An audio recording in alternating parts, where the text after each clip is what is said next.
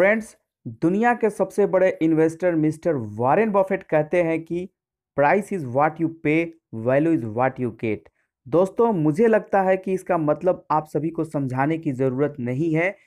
इसी तर्ज पर मेरा आज का फोकस रिटेल सेक्टर्स के ऊपर रहने वाला है, क्योंकि इंडिया में रिटेल इंडस्ट्री पूरे वर्ल्ड में one of the fastest growing industries है, जो यहाँ एक विशाल मार्केट बनने के लिए पूरी तरह से तैयार है। आगे हम इस वीडियो के माध्यम से रिटेल सेक्टर से जुड़ी हुई कुछ कंपनीज के बारे में जिक्र करेंगे।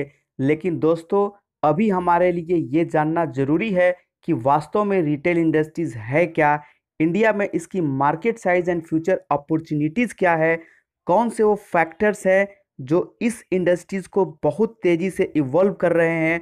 साथ ही दोस्तों, कुछ क्वालिटी स्टॉक्स के बारे में भी हम जिक्र करेंगे जो इससे डायरेक्टली रिलेटेड है।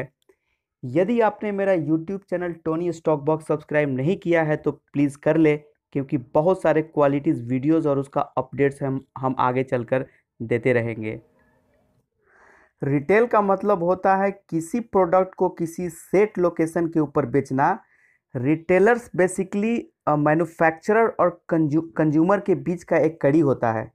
दोस्तों, रिटेल इंडस्ट्रीज को दो पार्टों में बांटा गया है, एक अनऑर्गेनाइज्ड और दूसरा ऑर्गेनाइज्ड।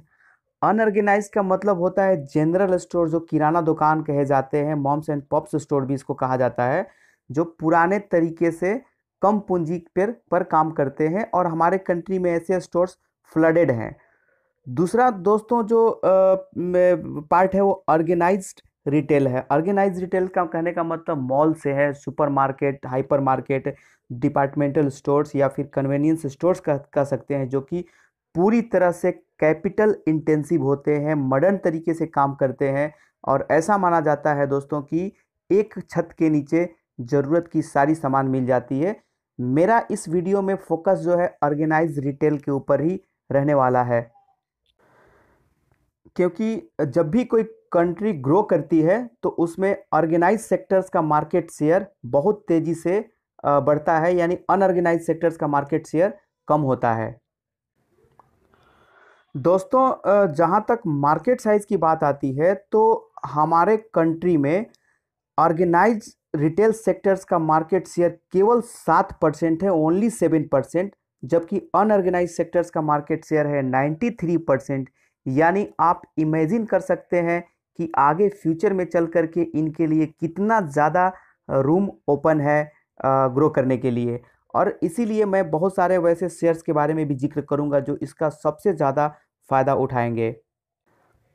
और यदि आप ग्लोबली कंपेयर करेंगे तो इंडिया वर्ल्ड का 5th लार्जेस्ट ग्लोबल डेस्टिनेशन है, और हमारे यहाँ 10% जो जीडीपी का हिस्सा है वो सिर्फ रिटेल सेक्टर से आता है, और जिसमें 8% एम्प्लॉयमेंट जनरेशन ये सेक्टर अकेला देता है।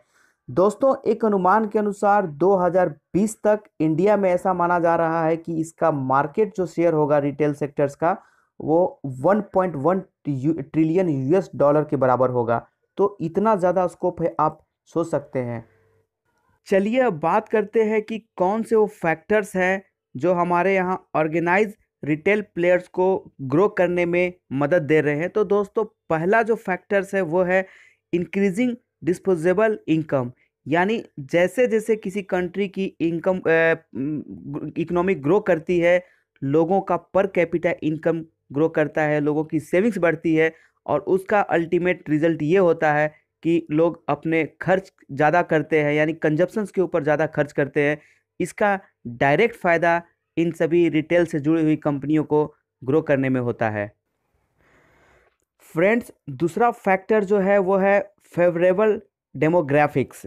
यानी फेवरेबल डेमोग्राफिक्स कहने का मतलब ये हुआ कि हमारे कंट्री में यंग पॉपुलेशंस की संख्या काफ़ी ज़्यादा है। दोस्तों, मैं बता दूं कि हमारे कंट्री में जो एवरेज एज निकालिएगा वो है 28 ईयर्स। यहाँ की एवरेज एज 28 ईयर्स है। ये दिखाता है कि यहाँ पे यंग पॉपुलेशंस बहुत ज़्यादा है। और दोस्तों, जिस कंट्री में यंग पॉपुलेशंस की संख्या ज़्यादा होती है तो वहाँ की कंजप्शंस बहुत ज़्यादा होता है, और इसका फ़ायदा डायरेक्ट बेनिफिट जो होता है कंजप्शन से जुड़ी हुई कंपनियों के साथ साथ होता है, और इसका अल्टीमेट फ़ायदा जो होता है रिटेल कंपनीज को होता है। तीसरा वजह है इंक्रीजिंग अर्बनाइजेशन। यानी छोटे छोटे जो कस्बे हैं वो एक बड़े शहर में तब्दील हो रहे हैं। लोगों का पलायन, माइग्रेशन काफ़ी ज़्यादा हो रहा है एक बड़े सिटीज़ की तरफ, कंसंट्रेशन बढ़ रहा है बड़े शहर की तरफ। और ये कहीं ना कहीं जा कर के एक रिटेल एटमॉस्फेयर्स को क्रिएट कर रहा है, रिटेल सेक्टर्स को बढ़ावा दे रहा है। फ्रेंड्स, अगला जो रीज़न है वो है changing consumer taste and preferences. यानी हमारे यहाँ बहुत सारे ऐसे लोग हैं जिनकी ब्रांड और प्रोडक्ट के बीच जो अवेयरनेस है वो काफ़ी तेज़ी से बढ़ी है। लोग ब्रांडेड आइटम्स के पीछे ज़्यादा फोकस कर रहे हैं। और इस क्षेत्र में अगर देखिएगा तो सबसे ज़्यादा जो बदलाव आया है वो टायर 2 और टायर 3 सिटीज़ में है, क्योंकि वहाँ के लोग काफ़ी तेज़ी से नए ब्रांड्स के प्रति जो है जागरूकता क्रिएट किए हैं। इसका भरपूर फ़ायदा जो है टायर 2 और टायर 3 सिटी से जुड़ी हुई जो रिटेल कंपनी है वो ले रही है। इसके अलावा और भी फैक्टर्स हैं, जैसे रिसेंटली जो गवर्नमेंट ने रिलैक्सेशन दिया एफडीआई के नॉर्म्स में रिटेल्स के प्रति, तो उसका भी फ़ायदा नज़र आ रहा है दोस्तों। क्योंकि कुछ समय पहले आपने सुना होगा कि सिंगल ब्रांड रिटेल में गवर्नमेंट ऑफ इंडिया ने 100% एफडीआई की मंजूरी दे दी। उसके बाद फिर मल्टी ब्रांड रिटेल्स में भी ये बढ़ा करके 51% तक कर दिया गया। और आश्चर्य की बात दोस्तों ये है कि इसमें एक बहुत बड़ा इन्वेस्टमेंट, एफडीआई इन्वेस्टमेंट देखने को मिला है जब से इस चीज़ का रिलैक्सेशन दिया गया है। बहुत सारी फॉरेन प्लेयर्स जैसे वॉलमार्ट्स, अलीबाबा, अमेजन काफ़ी बढ़ चढ़ के इस क्षेत्र में हिस्सा ले रही है और अपने पार्टिसिपेशंस को हमारे यहाँ इन्वेस्टमेंट के तौर पे बढ़ा रही है। इसके अलावा रिसेंटली जो जीएसटी का इम्प्लीमेंटेशंस किया गया उसका भी फ़ायदा ऑर्गेनाइज प्लेयर्स काफ़ी भरपूर उठा रहे हैं, क्योंकि ऑर्गेनाइज प्लेयर्स पहले से इस चीज़ के लिए प्रिपेयर्ड थे। और अब जा कर के उनको इसका भरपूर फ़ायदा मिल रहा है। तो फ्रेंड, ये सब कुछ ऐसे फैक्टर्स हैं जो हमारे यहाँ रिटेल सेक्टर्स को बढ़ाने के लिए स्ट्रॉन्ग पिलर प्रोवाइड कर रहे हैं। और आगे जा कर के जो रिटेल से जुड़ी हुई कंपनी है वो इसका भरपूर फ़ायदा उठाएगी। कुछ कंपनी अभी से इसके लिए तैयारी करनी शुरू कर दी है। दोस्तों, आगे के हम इस वीडियो में उन सभी कंपनीज़ के बारे में हम जिक्र करेंगे जो कि इस रिटेल सेक्टर से जुड़ी हुई है और इस बढ़ते हुए रिटेल सेक्टर्स के अपॉर्चुनिटीज़ को एनकैश करने के लिए पूरी तरह से तैयार है। तो दोस्तों, आप इस वीडियो को पूरा देखना और मेरे चैनल स्टोनी स्टॉक बॉक्स को प्लीज़ ज़रूर सब्सक्राइब करा देना, क्योंकि आगे भी हम आपको बहुत सारे क्वालिटी वीडियोज़ और अपडेट्स आपके सामने हम रखेंगे।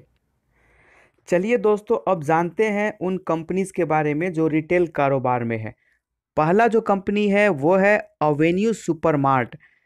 अवेन्यू सुपरमार्ट के बारे में मैं बता दूं फ्रेंड्स कि इस कंपनी के फाउंडर मिस्टर राधा किशन दमानी है, जो कि इंडिया के स्टॉक मार्केट के एक बहुत बड़े इन्वेस्टर कहे जाते हैं। और इन्होंने अपनी खुद की एक रिटेल कंपनी स्टैब्लिश की।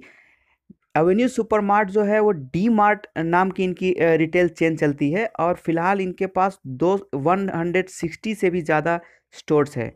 दोस्तों, इस कंपनी के बारे में कहा जाता है कि ये न केवल इंडिया का बल्कि वर्ल्ड की मोस्ट प्रॉफिटेबल रिटेल बिजनेस के तौर पे इस कंपनी को जाना जाता है। और ये इसकी लिस्टिंग स्टॉक मार्केट में जो हुई थी वो 2017 मार्च में हुई थी। ऑलमोस्ट इसका उस समय प्राइस 600 के आसपास चलता था।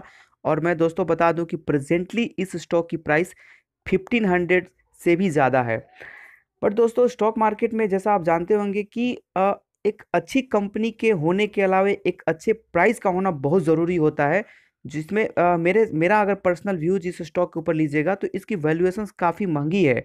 यदि इस स्टॉक में एंट्री करना होगा तो हम इसमें एक बड़े गिरावट का वेट करेंगे या फिर इसमें सिस्टमेटिक तरीके से हम इन्वेस्ट करेंगे। इस वैल्यूएशंस पे इस स्टॉक को फिलहाल हम अवॉइड करेंगे। अब दूसरा जो कंपनी है वो है फ्यूचर रिटेल। दोस्तों, फ्यूचर रिटेल के बारे में मैं बता दूं कि इस कंपनी के फाउंडर मिस्टर किशोर बियानी हैं। और किशोर बियानी को इंडिया के फादर ऑफ रिटेल चेन कहा जाता है। दोस्तों, ये इन्होंने उस समय हमारे कंट्रीज़ में रिटेल बिजनेस का शुरुआत किया था जिस समय बहुत कम लोग मॉल के कंसेप्ट को जानते थे। पेंटालून जैसे एक बड़ा ब्रांड इस्टेब्लिश किया, हालांकि बाद में इस ब्रांड्स को इन्हें बेचना पड़ा। लेकिन दोस्तों, पिछले 4-5 साल से अगर देखिएगा तो फ्यूचर ग्रुप में जो बदलाव आया है वो एक बेहतरीन बदलाव आया है। ये किशोर बियानी ने अपने पूरे बिजनेस को एक नए तरीके से रिशफल किया है। और इनकी फ्यूचर रिटेल्स कंपनी जो है अभी लास्ट के कुछ सालों में परफॉर्मेंस देखिएगा तो बहुत अच्छा परफॉर्मेंस दिए हैं। कंप्लीट एक्सपेंशन मोड में कंपनी है। अगले कुछ सालों में ये कंपनी का मोड है कि ये 5,000 इवन 10,000 तक स्टोर्स का एक्सपेंशन करे।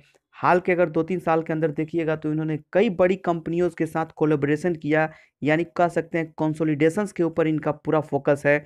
अभी कुछ समय पहले इन्होंने नीलगिरी या फिर हेरिटेज फ्रेश और इजी डे नाम का इनका रिटेल चेन चलता है, जो कि ऑल ओवर इंडिया में ये एक्सपेंशन मोड में है।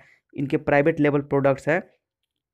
सबसे बड़ी चीज़ है दोस्तों कि अगर इसकी प्राइस का कंपैरिजन कीजिएगा बाकी रिटेल कंपनियों से, तो अभी प्राइस लेवल बहुत कंफर्टेबल है इस स्टॉक का। ये स्टॉक अभी हाल फिलहाल में 500 के आसपास कोट कर रहा है। प्राइस टू बुक वैल्यू भी इसका 8.5 है। तो दोस्तों स्टॉक ये कहा जाता है कि अगर कोई कंपनी अच्छी हो और वैल्यूएशन अच्छा हो तो उसमें इन्वेस्ट करने में हमें हेजिटेट नहीं करना चाहिए। मुझे दोस्तों अगर आप बोलेंगे कि इन दोनों कंपनी में अवेन्यू सुपरमार्ट और फ्यूचर रिटेल में किसके साथ जाया जाए, तो इस लेवल पे मैं फ्यूचर रिटेल पे ऊपर ज़्यादा फोकस करूंगा, क्योंकि इसकी वैल्यूएशंस अच्छे अच्छे वैल्यूएशंस पे है। ठीक है, कंपनी के पास कंपनी ग्रो कर रही है और आगे जो इनका एक्सपेंशन प्लान है वो इनके प्रॉफिट्स में या इनके टॉप लाइन में आगे जा करके एक अच्छा उछाल लाएगा। दोस्तों इन दोनों कंपनियों के अलावा और भी कंपनी है, जैसे वी मार्ट रिटेल हो गया, V2 रिटेल हो गया, shoppers stop, Trent, Aditya Birla fashion, उसके बाद रिलायंस रिटेल। बहुत सारी कंपनी है, लेकिन चूंकि इतने इस एपिसोड में हम इन सारी कंपनियों को कवर नहीं कर पाएंगे। आगे जा कर के हम इनमें से जो कंपनी इन्वेस्टमेंट के लायक है उसके बारे में हम डिटेल से एक वीडियो लाएंगे और आपके सामने रखेंगे, उस कंप्लीट उसके ऊपर अपना व्यू देंगे। तो दोस्तों आप मेरा चैनल टोनी स्टॉक बॉक्स को जरूर सब्सक्राइब कर लेना, क्योंकि मेरा इस सेक्टर के ऊपर बहुत ज़्यादा फोकस है और हम बहुत जल्दी से और भी स्टॉक्स इस सेक्टर्स में ढूंढ के लाएंगे और उसका आपको अपडेट देते रहेंगे। So friends, subscribe my YouTube channel Tony stock box.